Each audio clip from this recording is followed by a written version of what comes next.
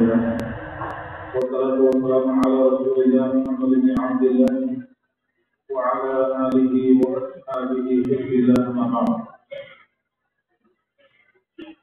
قال الله تعالى: أعوذ بالله من الشيطان الرجيم. بسم الله الرحمن الرحيم. وهو الذي خلق من الماء بشرا فجعله نسبا وصهرا وكان ربك قديرا. صدق الله العظيم. அளவற்ற அல்லாஹ்வும் நிகரற்ற அன்புடையவனுமாகிய எல்லாம் வல்ல அல்லாஹ்வின் திருப்பெயரால் இன்றைய குர்ஆன் வசனத்தை ஆரம்பம் செய்கின்றோம். புகழ் அனைத்தும் அல்லாஹ் தஆலாவுக்கே உரித்தாகும். அல்ஹம்துலில்லாஹ். ஸலாத்தும் ஸலாமும் எங்கள் தலைவர் ஸல்லல்லாஹு அலைஹி வஸல்லம் அவர்கள் மீதும் அவர்களுடைய வாழ்க்கை வழிமுறைகளை புத்திமதிகளை போதனைகளை ஏற்று நடந்த சஹாபாக்கள், தோழர்கள், நல்லவர்கள் அனைவரும் அல்லாஹ்வுடைய அழைப்பை ஏற்று ஜும்ஆவுடைய தினத்திலே அவனது மாளிகையில் விருந்தாளிகளாக வந்து அமர்ந்திருக்கும் அல்லாஹ்வின் நல்லடியார்களே, நம்முடைய வாழ்வில் அல்லாஹ் தஆலாவுடைய கட்டளைகளுக்கு மதிப்பளித்து அவைகளை விளக்கி எடுத்து நடக்குமாறு, பாவங்கள் எவை என்பதை விளக்கி பாவத்திலிருந்து நாம் ஒதுக்கி நடந்து கொள்வதோடு நம்முடைய பொறுப்பில் உள்ளவர்களையும் பாவத்திலிருந்து பாதுகாக்க முயற்சி எடுக்குமாறு, உலகத்தில் வாழ்வதற்கு தேவையான அத்தனை கோடிக்கணக்கான ஞானத்துக்களை தந்திருக்கும் அந்த அல்லாஹ்வினுடைய அருள்கொடைகளை பாவித்துக் கொண்டு அவனுக்கு மாறுபாடு செய்து விடாமல் அவனை அஞ்சி வாழ்கின்ற தக்வாவுடைய வாழ்க்கையை நம்முடைய வாழ்க்கையில் அமைத்துக் கொள்ளுமாறு எனக்கும் உங்களுக்கும் வசியத்து செய்து கொள்கின்றேன். நாங்கள் முஸ்லிம்கள் ஏற்றிருக்கின்ற மார்க்கம் இஸ்லாம் நம்மை போன்ற பெருமதியான அல்லாஹ்வுடைய பார்வையில் மதிப்பு நிறைந்த ஒரு மனிதன் உலகத்தில் இருக்க முடியாது. ஒரு முஸ்லிமை போன்று அல்லாஹ்வின் பார்வையில் சிறந்த மனிதன், இஸ்லாத்தை போன்று அல்லாஹ்வுடைய பார்வையில் ஒரு ஏற்றுக்கொள்ளப்பட்ட மார்க்கம் உலகில் இருக்க முடியாது. அல்லாஹ் தஆலா நாம் கேட்காமலே இந்த இஸ்லாத்தை நமக்கு அருள்கொடையாக தந்திருக்கிறார். இந்த இஸ்லாத்தை விளங்கி செயல்படுகின்ற கடமைப்பாடு முஸ்லிம்களுக்கு இருக்கிறது. பெயரளவில் மட்டும் இஸ்லாம் அல்ல, பார்வைக்கு தோற்றத்துக்கு மட்டும் இஸ்லாம் அல்ல. அல்லாஹ் நம்முடைய உள்ளங்களிலே ஆள் மனதிலே அல்லாஹ்வின் நம்பிக்கை இருக்கிறதா, இஸ்லாம் ஆழ பரிந்திருக்கிறதா என்பதை அல்லாஹ் பார்க்கின்றான். உங்களது உடைகளையோ உங்களது தோற்றங்களையோ அல்லாஹ் பார்ப்பது கிடையாது, உங்களுடைய உள்ளங்களை தான் அவன் பார்க்கின்றான். யூதர்கள், கிறிஸ்தவர்கள் இந்த இஸ்லாம் மார்க்கத்தை விளங்கிய அளவுக்கு முஸ்லிம்களிடம் விளங்கவில்லை. முஸ்லிம்கள் மனத்தை பற்றி அறிந்து வைத்திருக்கிறார்கள், பட்டம் பதவிகளை பற்றி படித்து வைத்திருக்கிறார்கள். ஆனால் இஸ்லாத்தின் மகிமை, ஈமானின் மகிமை, இறை கட்டளையின் மகிமை, ரசூலுல்லாஹ்வின் வாழ்வு, இதன் பெருமதி முஸ்லிம்கள் அறியாதவர்களாக இருக்கிறார்கள். யூதர்கள், கிறிஸ்தவர்கள் இஸ்லாத்தை அறிந்து வைத்திருக்கிறார்கள். குர்ஆன் சொல்லுகிறது: "வத்த கதீரும் மின் அஹ்லில் கிதாப் லவ் யருதுனகும் மின் பஅதி ஈமானிக்கும் குஃபாரா." வேதக்காரர்களில் அதிகமானவர்கள் நீங்கள் இஸ்லாத்தை விட்டு மதம் மாறிவிட வேண்டும் என்று ஆசைப்படுகிறார்கள், முயற்சியும் செய்கிறார்கள், செலவழிக்கிறார்கள். அவர்களுடைய ஆசை முஸ்லிம்களாகிய நீங்கள் உங்களுடைய மதத்தை விட்டு விலகிவிட வேண்டும். ஏன்? மின் பஅதி மா தபய்யன லஹுல் ஹக். இது பொய் மார்க்கம் என்பதற்காகவா? இல்லை, இது உண்மையான மார்க்கம். ஆனால் ஹஸதன் மின் ஐந்தி அன்ஃபுஸிஹிம், இந்த மார்க்கத்தை ஏற்றுக்கொள்ளுகின்ற பாக்கியம் எங்களுக்கு கிடைக்கவில்லை என்கிற பொறாமை. அதனால முஸ்லிம்கள் இஸ்லாத்தை விட்டு மதம் மாறுவது அதிகமான கிறிஸ்தவர்கள் ஆசைப்படுகிறார்கள் என்று குர்ஆன் சொல்லிக் கொண்டிருக்கிறது. அவர்களுக்கு விளக்கம் இஸ்லாம் தான் உண்மை. யூதர்கள் கூட ஒரு நாள் உமர் ரலியல்லாஹு அன்ஹு அவர்களிடத்திலே வந்து சொல்லுகிறார்கள், உங்களுடைய குர்ஆனிலே ஒரு ஆயத்து இருக்கிறது, அது மட்டும் எங்களுக்கு கிடைத்திருந்தால், எங்களுக்கு இறக்கப்பட்டிருந்தால் அந்த தினத்தை நாங்க பெருநாளா கொண்டாடி இருப்போம். என்ன முஸ்லிம்களுக்கு எங்களுக்கு வேண்டுங்களா? வெளியவர்களே உமர் ரலியல்லாஹு அன்ஹு கேட்கிறார்கள், என்ன ஆயத்தப்பா? சொல்றாங்க, யௌம அக்மல்து லக்கும் தீனக்கும் வ அத்மம்து அலைக்கும் நிஅமதி வ ரதீது லக்குமுல் இஸ்லாம தீனா. இன்றைக்கு உங்களுடைய தீனை நாங்கள் பூரணப்படுத்தி விட்டோம், எங்களுடைய ஞானத்தை நாங்கள் பூரணப்படுத்தி விட்டோம். இனிமேல் நாங்கள் விரும்பின மார்க்கம் உங்களுக்கு இஸ்லாம் தான், இஸ்லாத்துக்காக உங்களுக்கு கிடையாது. இந்த ஆயத்தை யூதர்கள் படிக்கிறார்கள், குர்ஆனை படித்தார்கள், இந்த ஆயத்திலே கவலைப்பட்டார்கள். உமரிடத்திலே வந்து சொல்லுகிறார்கள், இந்த ஆயத்தை மட்டும் எங்களுக்கு கிடைத்தா பெருநாளா கொண்டாடினோம். கூடியவர்கள் முஸ்லிம்கள் நாங்கள் இங்கே இருக்கிறோம்.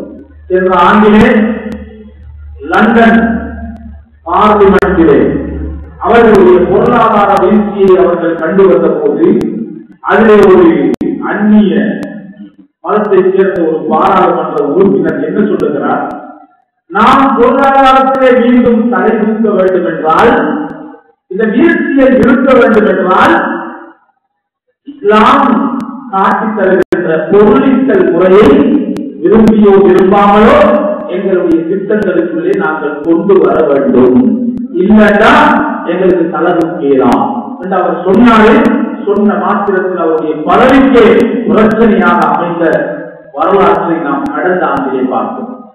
அந்நியவர்கள் புதிய இஸ்லாத்தை விளக்குகிறார்கள். கணிதக்கூடியவர்களே, எனவே இஸ்லாம் மார்க்கம் என்பது குர்ஆன் பல விடயங்களை தெளிவாகவும் சுருக்கமாகவும் சொல்லிக் கொண்டே இருக்கிறது. முக்கியமான கடமைகள் சிலரை சுருக்கமாக பேசுவது. தொழுகையை பாருங்கள், தொழுகை எல்லா விஷயங்களையும் குர்ஆன் சொல்லவில்லை. ருக்கு செய்த, சுஜூத் செய்த என்று சொல்லுது. ஆனா எப்படி ருக்கு செய்யணும், எப்படி சுஜூத் செய்யணும் தெளிவுகள் போதாது. அதை விளங்குவதற்கு நாங்கள் ரசூலுல்லாஹ்வுடைய வாழ்க்கையை படித்தோம். இப்படி அதிகமான முக்கியமான கடமைகள் சுருக்கமாக பேசப்பட்டாலும் சில விடயங்கள் விபரமாக குர்ஆன் அதை சொல்லிக் கொண்டிருக்கிறது. விபரமா சொல்லும்.